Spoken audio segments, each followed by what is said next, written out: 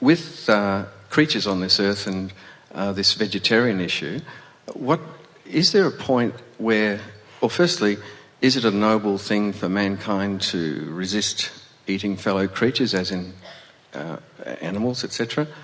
And is there a defined point where it doesn't really matter, like something perhaps that doesn't have eyes or a real sentient feeling?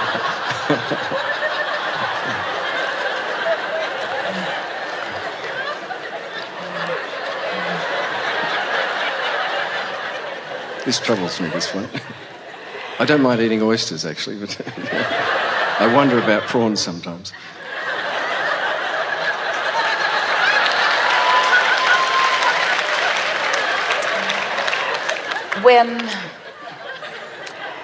When you, any of you, consistently hang around outside the vortex, it doesn't matter what you eat, you will not thrive.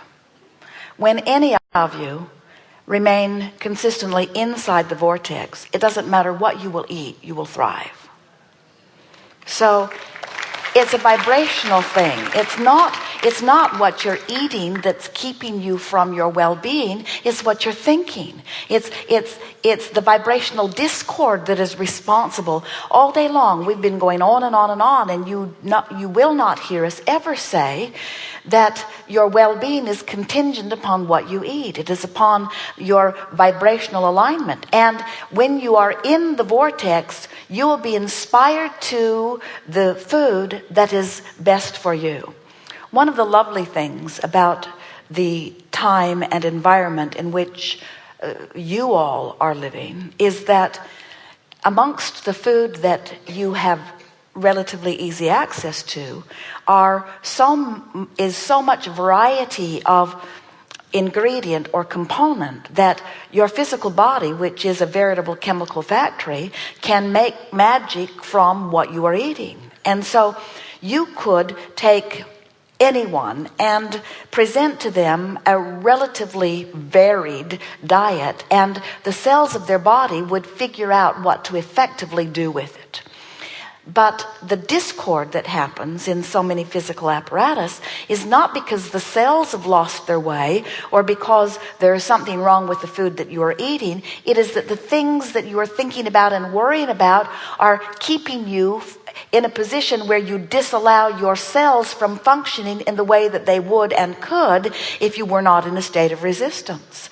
We will say it emphatically. It is resistance that causes disease and decline, and it is allowance that causes thriving. So now to the specifics of what you were asking. Of course, as you are moving through your life experience, you get to come to your own personal preferences. And through exposure to life, you come to conclusions of things that you want and things that you don't want. And we just want you to understand that with all of that diversity that you were born into and that you were even born from, in other words, you did all not come forth with the same identical intentions. You came intending to have variety for the balance that is so beneficial to the whole. And so you have, over your personal experiences, put your personal preferences into your vortex of creation. And your personal preferences, one after the other, are not identical. So there are all of these different things that you have as individuals put into your vibrational reality. And it's not them being the same thing that is necessary for a global thriving. It is that you as an individual just cannot resist what you've put into your own vortex. In other words, you don't have to find some book, although there are plenty of people who want to write that book. You will never find the book that tells everyone the right thing to do for them. Because it isn't about the action, and it isn't about the eating, and it isn't about the ingredients. It is not about the food.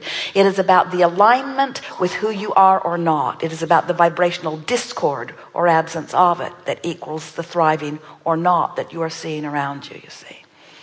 So now, relative to the eating of animals, or it is an interesting, you get us into trouble every time we have a conversation. And Jerry and Esther get endless emails from people who are so concerned about the eating of meat or the treatment of animals. But we want to say to you that the beasts of your planet all come with an understanding of how they fit into the whole of things. And they come not only understanding that, but wanting to be part of that process. So many of the animals that are raised for consumption by humans would not even have the opportunity to be here in physical form if it were not for that market that summons them for that consumption. You don't think they change their mind when they're going down that abattoirs line? Never. And so there are those people who feel so unhappy about those animals that are being raised for consumption, and what they are actually saying to the cow or the chicken or the pig or the salmon or whoever it is that they are talking about. They're actually saying, I would rather that you had not had the experience of physical life than that it come to this end. And we say, the reason that they feel so emphatically that way about the animals is because they feel emphatically that way about their own life experience. There are so many people who have lost their connection to who they really are, that they're not loving the life that they're in. And until you stop dreading this death thing that doesn't exist, you will not ever really live, you see. The beast, Jerry and Esther for a while had chickens. They went to the pet store, or it was a feed store, and purchased 13 little chicks who had never known their mother. They were hatched in an incubator. And they brought them to their little farm in Texas and named them and fell in love with them and watched them expand. And one day, when one of the hens, they named her Renegade because she would not stay in their safe 5-acre parcels. She kept flying over the fence and playing in the neighbor's yard, who had a very big dog. A very big dog named Snuggles. So this very large dog, one day Jerry and Esther are sitting at the table, and Jerry gets this very strong impulse, and he goes outside quickly. Esther follows him, and sure enough, Esther tells Renegade every day, Renegade, you're going to end up being somebody's lunch if you don't stay home where you belong. But Renegade preferred freedom to bondage, and so she went there every day. And sure enough, Snuggles has a Renegade. And Renegade is hanging like a limp rag. She seems to be dead. And Snuggles seems to be very happy. And Jerry shouts through the fence, Snuggles, in a very condemning way. And Snuggles, who is a domesticated beast and therefore prone to guilt,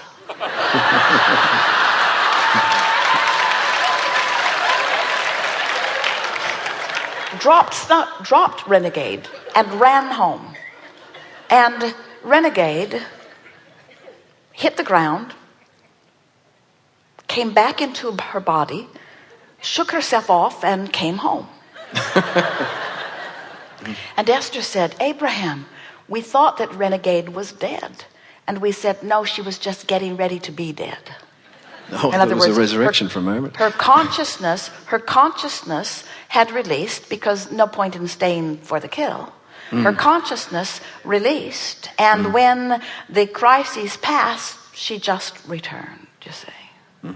And so the point of the story, silly as it is, and less important on the order of beasts as it seems to be. Jerry and Esther say, we don't eat our chickens, we eat strangers.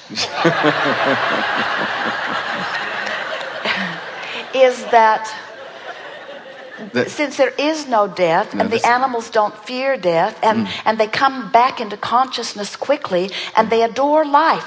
All consciousness adores life and finds it on the leading edge to be particularly delicious, you see. And so humans from outside the vortex just get all kinds of screwy ideas about all of that. Oh, you've made a very good night for me tonight when I eat out. Thank you very much. Thank you.